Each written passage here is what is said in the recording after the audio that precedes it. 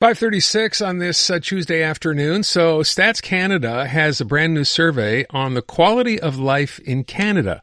And it ranks, of course, across the country, different provinces.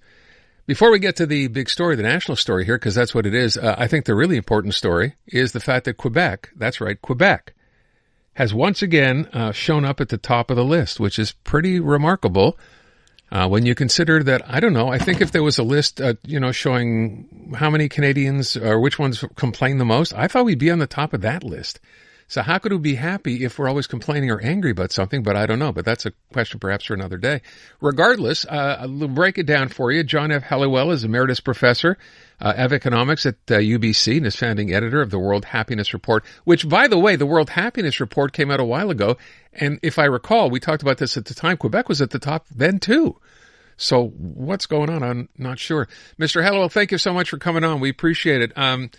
Can you answer or even attempt to answer that question? How does a province, and you wouldn't know this because you're not here, but I can tell you that we, I think, would lead the country in, moaning and groaning and complaining, yet we're still at the top of this list. Well, still, the interesting thing is that 40 years ago, when they first started, StatCan first started measuring life satisfaction all across the country, Quebec was the least happy province. Oh. And it's been through what we call the quiet happiness revolution. Gradually, Quebecois regarded themselves as more in command of their lives and able to cooperate in producing better times for each other. And those parks in laneways are just part of it. Quebec has risen steadily up relative to the rest of Canada, and now routinely, and this year included, ranks above the other provinces. Isn't that something? The Atlantic provinces were originally at the top, but Quebec has sailed from the bottom right through to the top. You called it the Quiet Happiness Report. We actually have a thing in Quebec, called the Quiet Revolution. Now we have the Quiet Happiness Revolution. Exactly. So well, I stole the term. Yeah, good for you. Well done.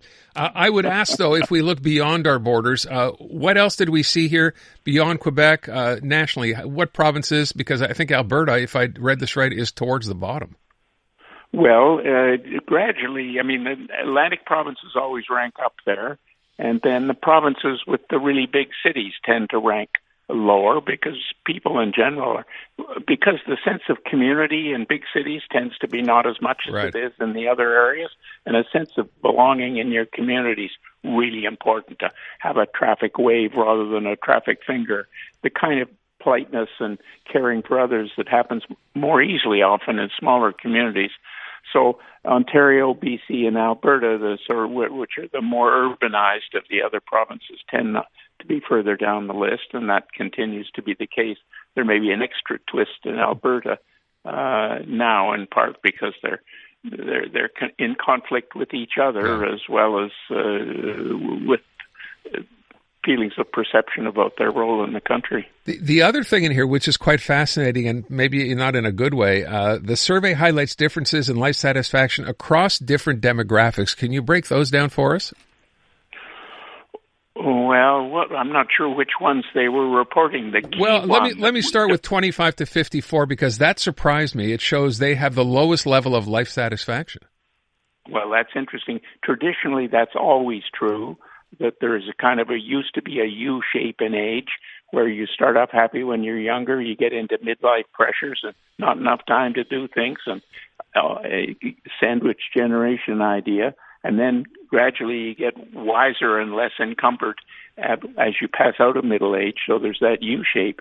In Canada and a few other countries, over the last few years, the drop in youth happiness, which is what we talked about earlier in the year, has been so great in Canada and the United States and a couple of other countries that the young people are now the least happy group. Yeah.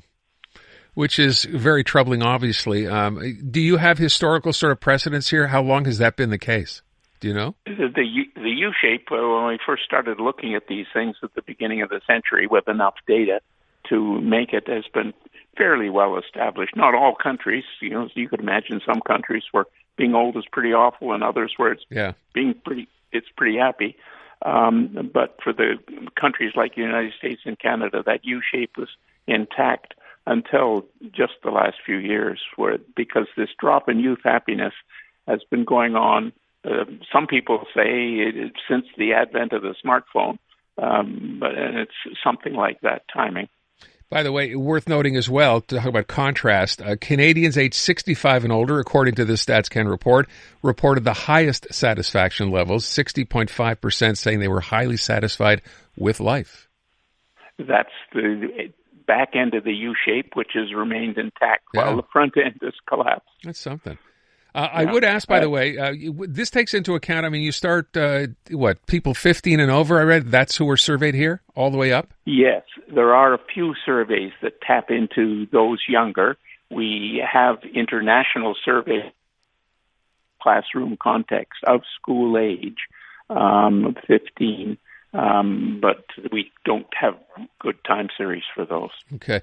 The one other thing I want to just highlight here, you talked about big cities. Rural areas reporting higher levels of satisfaction, life satisfaction, than urban areas. That's always been the case, consistent? Yes, as long as we've had these comparable data.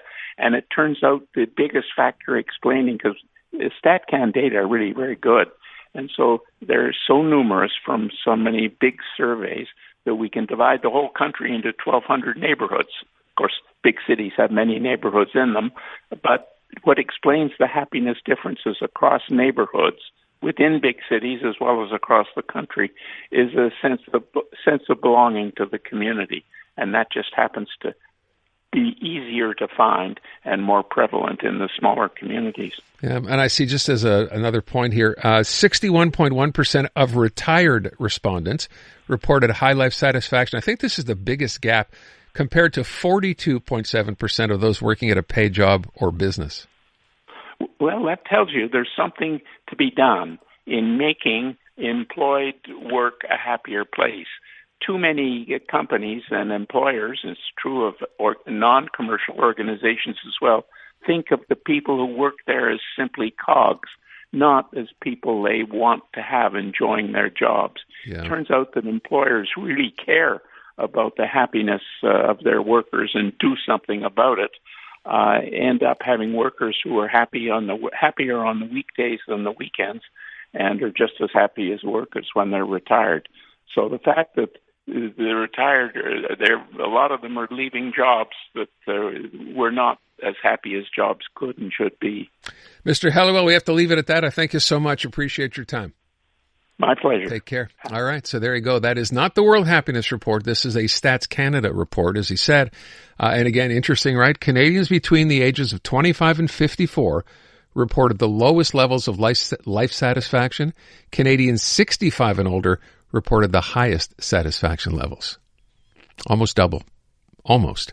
iHeartRadio is throwing it back. 2010s, the decade. To the days of huge hits and unforgettable anthems. A non-stop stream of the biggest and best. Drake, Rihanna, Beyonce, Katy, Gaga, The Weeknd. And more. All your decade-defining favorites all in one place. Hi, it's Katy Perry. Hey, it's Bruno Mars. This is Kesha. Find 2010's The Decade on the free iHeartRadio app. Preset the station so it's always one tap away.